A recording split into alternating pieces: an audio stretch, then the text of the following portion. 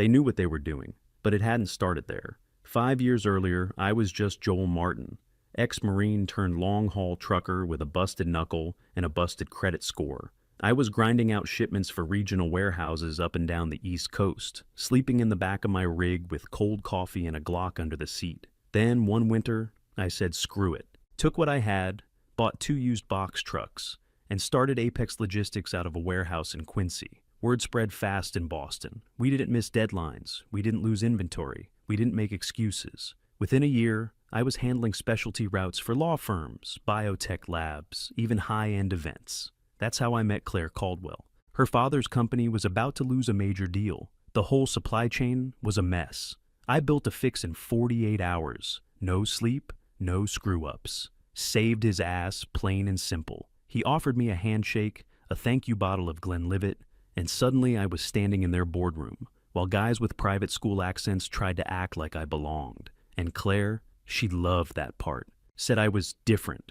Said I was real. You don't suck up like the guys I grew up with, she told me one night after a meeting. You actually do things. I ate it up. Hook, line, and sinker. Her mom, Janice, wasn't subtle about what she thought. First time I mentioned my military background at brunch, she flinched like I'd said I'd done time. Kept her smile polite but tight, like she couldn't quite believe Claire had brought home someone who knew how to rotate tires. Thanksgiving that year was a disaster in a cashmere sweater. Janice stood up, wine glass in hand, and said, Claire always had a soft spot for charity cases. Full grin, full eye contact. The table burst out laughing. Claire too. I laughed along. What else was I going to do? Flip the table? But it stuck deep. She proposed to me a year later.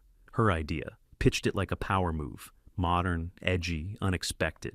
I should have hesitated. Should have seen it for what it was. A test. One last way to see if I'd say yes despite the signs. I said yes, like a damn fool. We got married at her family's summer home in Cape Cod. Custom tents, string quartet, oyster bar. I wasn't allowed to invite more than 10 people from my side. My best man wore a tie he bought from Marshall's, and Janice acted like it gave her a rash. After that I was in, technically, but never in. They treated me like the family handyman. Apex Logistics became their personal fixer. When they needed a backup venue after a fire, I found one overnight. When they double-booked their Hamptons house, I arranged a last-minute relocation. No thanks.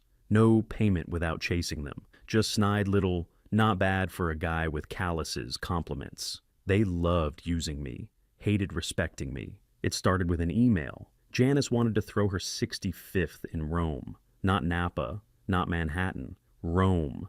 Like she was Sophia Loren, and we all lived in a Fellini film. A family celebration, Claire said. Classy, intimate, unforgettable. Then she hit me with it. You should plan it. Show them what you really do. And I bought it, like an idiot. Within a week, I had vendors lined up. Flights, airport transfers, 5-star hotels, black car service with bilingual drivers, private vineyard tours, a damn yacht for sunset photos. It was the kind of schedule you built with precision, because one delay throws everything off. I handled all of it. Their accountant was supposed to wire deposits. Of course, he dragged his feet. So I floated the initial payments myself, not from my personal card, but from Apex's company credit. I figured I'd bill them clean after the trip, maybe tack on a slight markup for the hassle. I figured wrong. Invoices sat unpaid. One bounced outright. Claire's excuses came smooth. He's probably just backlogged. We'll get it squared up after dinner with my dad. They're just finalizing some transfers. I heard it all. Then one morning, she left her laptop open on the kitchen island. Not unusual, but what caught my eye was the spreadsheet still glowing on screen. Caldwell Family Holdings. I clicked. They were bleeding out. Fake shell firms, overdrawn accounts, loans leveraged against other loans, big numbers, ugly margins. It wasn't just a rough patch. It was a controlled crash. When I brought it up that night, Claire didn't even blink. You worry too much, Joel, she said, brushing her hair out of her face like she was swatting away a fly. We're just shifting things around. I knew better, but I still played along. Something in me still wanted to believe she'd come clean, that it wasn't all smoke and mirrors. Then came the text. A week before the trip, she was in the shower and her phone lit up on the nightstand. Can't wait to finally see you again. Rome will be perfect. I stared at it, blood pounding in my ears. Her ex. the one her mother always talked about like he'd just stepped out of a Kennedy portrait. I picked up her phone, opened the thread, pages and pages of messages, talk about Paris, about us, about how he'd always known she was his. I kept scrolling. There it was. She was pregnant. Claire, my wife. They'd been planning it, quietly, carefully, behind my back. Rome wasn't just some party, it was their launch pad. And yeah, he was flying in too. I screen capped every message, uploaded it to my cloud, double-backed it onto a flash drive I kept in my laptop bag. I stood there for a while, watching the steam roll out from under the bathroom door. She started humming. Same old song she always used when she was trying to feel guilt-free. Don't Speak by No Doubt. That was the moment something inside me locked up. I didn't say a word. Not then. Instead, I went downstairs, cracked a beer, and stared at the master schedule I'd printed out for the trip. Color-coded, laminated, airtight. I circled a few items in red, made some notes. By the time we landed in Rome, I wasn't her husband anymore. Not really. I was the damn project manager. We came in on a group flight from Boston. 10 family members, all dressed like they were shooting a magazine spread, all too important to handle their own luggage. I coordinated the black car pickup, while Janice loudly complained that the Mercedes vans I hired were too basic. "Really, Joel?" she said, peeking inside one of them. "These are common. I expected vintage town cars, something elegant." I bit my tongue. Not the time. At the hotel, I'd prearranged check-ins with passport scans and credit holds already cleared. Smoothest process that front desk had seen all week. Still, Janice found something to criticize. "They gave us a room next to the elevator," she said, flicking her keycard onto the marble counter. "Didn't you think this through?" Claire didn't say a word, just stood beside her mother, arms crossed, watching me sweat like it was entertainment. I handed out custom itinerary packets, glossy covers, maps, every reservation triple confirmed. Janice glanced at hers, then laughed, a dry, joyless little thing, and said, "Oh please, we'll just wing it." She tossed it into the trash. The next few days were a blur of fake smiles and tight deadlines. I stayed glued to my phone, coordinating vendors, adjusting times, patching holes only I knew existed. Meanwhile, the Caldwells floated around Rome like bored royalty, and they left me behind, constantly. I'd check Instagram and see group shots at the Trevi Fountain, the Spanish Steps, the catacombs, no texts, no heads up. Just a picture of them sipping Aperol spritzes while I was confirming yacht fuel or double-checking floral orders for Janice's party. Claire caught me scrolling once. She shrugged and said, "We figured you were working." That night, I heard her in the hotel hallway, talking to her cousin Whitney, low voice but not that low. "He's useful," Claire said, "but honestly, I can't stand how he talks. It's exhausting. Like every conversation is a job interview. That one hit me square. And I didn't react, just logged it away." The final straw came 3 nights before the party. Claire was asleep. I was still up, working on seating charts. I went to grab a charger out of her carry-on and found a blue folder tucked between her laptop and hair straightener. Legal size, unmarked, inside, draft divorce filings, her name at the top, my name underneath, clean lines, tight legalese, and a settlement offer that gave me absolutely nothing. Not even my share of Apex, not the house. Nothing but a mutual NDA and a polite line about irreconcilable differences. I flipped to the last page. That's when I saw it. A script. An actual script. It had stage notes. Claire was planning to announce the split at Janice's birthday dinner. A big toast, some tears, a clean break. Public. Perfectly timed. And apparently her ex, M, would just so happen to be there. On vacation. Totally coincidental. I sat on the edge of the bed, folder in hand, listening to her breathe. I didn't sleep that night, or the next. I stopped eating much, just coffee, protein bars, and stress. But I started prepping. I checked every contract I'd signed for this trip, every vendor, every deposit, every clause. All of it ran through me. Apex Logistics, my name, my control. They thought they were using me. They didn't realize I was the one holding the fuse. The morning of Janice's birthday, Rome felt colder. Gray sky, wind pushing through the hotel balcony curtains. Claire was getting ready in front of the mirror, humming like it was just another day. I was half-dressed, pretending to check emails, when I heard it. Janice's voice. Sharp, clipped, coming from the hall outside. "Make sure it's 12 chairs," she told the event manager. Not 13. He won't be staying. It's been handled. My chest went tight. Handled. That was me. I wasn't a guest. I was a problem solved. That's when it hit me. The missing seat wasn't an oversight. It was the whole damn point. Their big finale. A public gut punch dressed as a dinner. I smiled to myself. If they wanted a show, they were about to get one. While Claire showered, I pulled out my laptop. It logged into the Apex vendor portal, every booking for the week. The vineyard, the yacht, the villa in Tuscany, all under my signature. I started sending cancellations one by one. The vineyard got a polite change of plans. The yacht team received a client withdrawal notice. The villa, I called directly. Mr.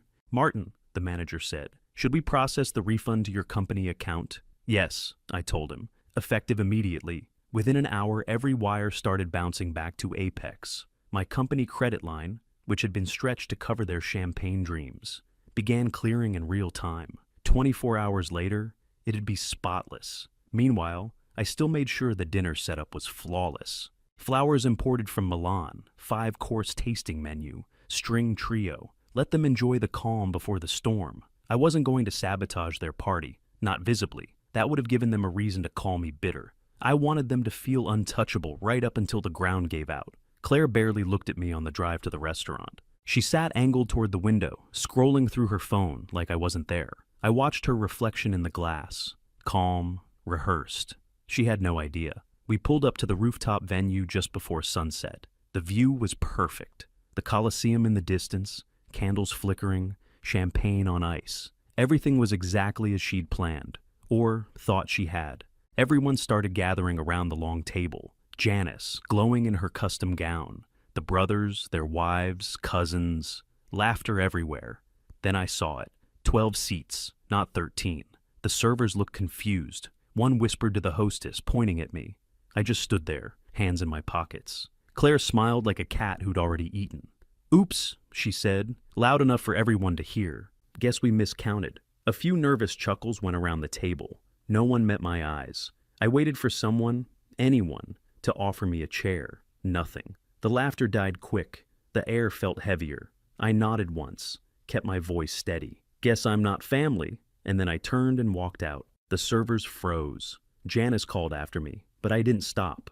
My footsteps echoed down the stairs, clean and deliberate.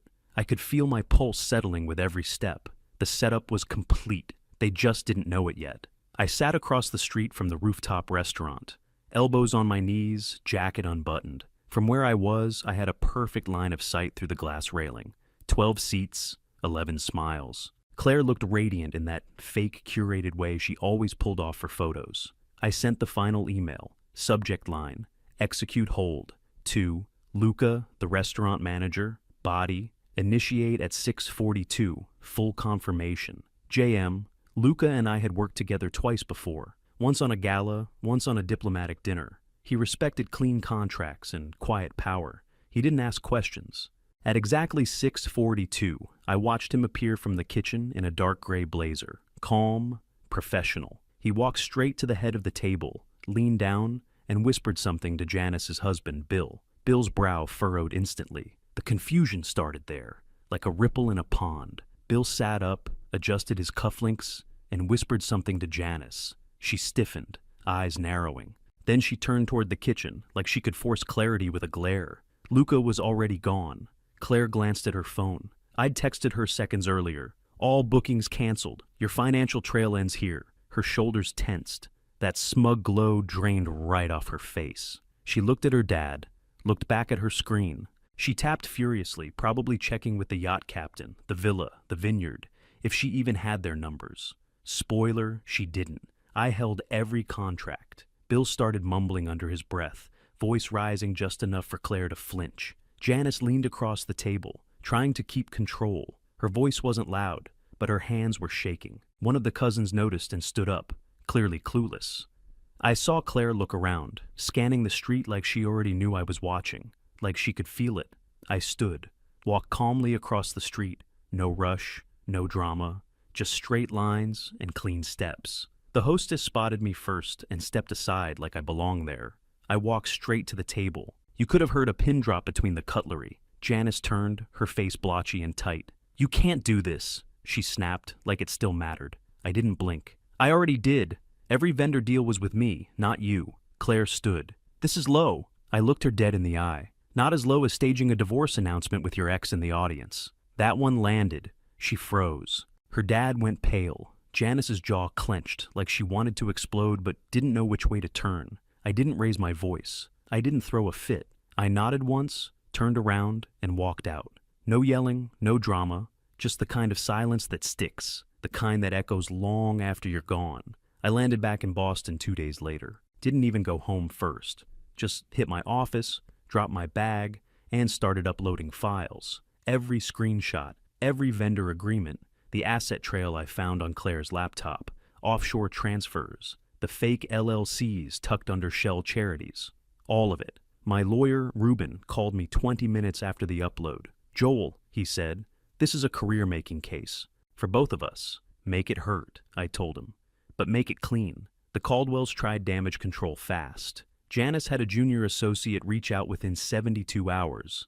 Some half-assed attempt to mutually resolve misunderstandings. I didn't answer. A day later, she tried again. This time, directly. Joel, she wrote, let's be adults about this. I'm prepared to discuss a discreet settlement. I left it on read. Then Claire showed up, unannounced, pounding on the door to my office like she still had keys to something. I opened it halfway.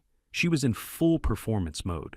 Glossy eyes, wind-blown hair, tight-lipped urgency. You need to stop this, she said. You're overreacting. I laughed. Right in her face. Her mouth tightened. Joel, be reasonable. This could ruin people's lives. I leaned against the doorframe. You mean your fake accounts? Or your public image? She flinched, just barely. You don't get it, she said, voice rising. We were building something. No, I said. You were staging something. I was just supposed to smile through it. She stepped back like I'd shoved her. Then she turned and walked off without another word. 2 weeks later, the news broke. The Caldwell Family Fund is under federal review pending allegations of financial misconduct. 2 major clients pulled out the same day. A tech firm quietly scrubbed their logo from the foundation's donor list.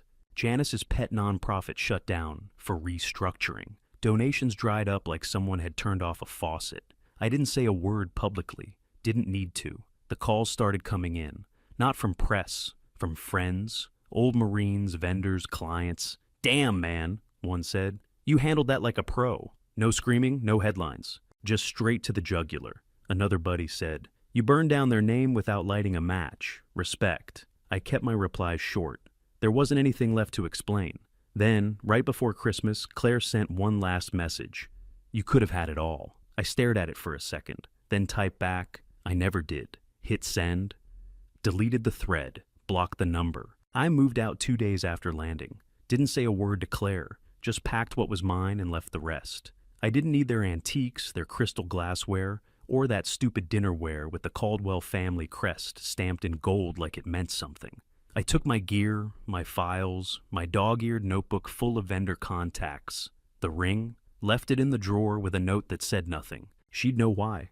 I wasn't angry anymore, just done. I went back to my apartment in Quincy, the one I kept under my name, just in case. It was small, quiet, smelled like old takeout and diesel from the shop below. But it was mine. No scripts, no silk napkins, no damn performance. 6 months later, Apex was slammed. Couldn't keep up with the calls. People who used to treat me like I was just the muscle started asking for meetings. Real meetings. I had to hire 2 assistants just to sort through the inbound. Turns out the Rome fiasco gave me something weird. Credibility.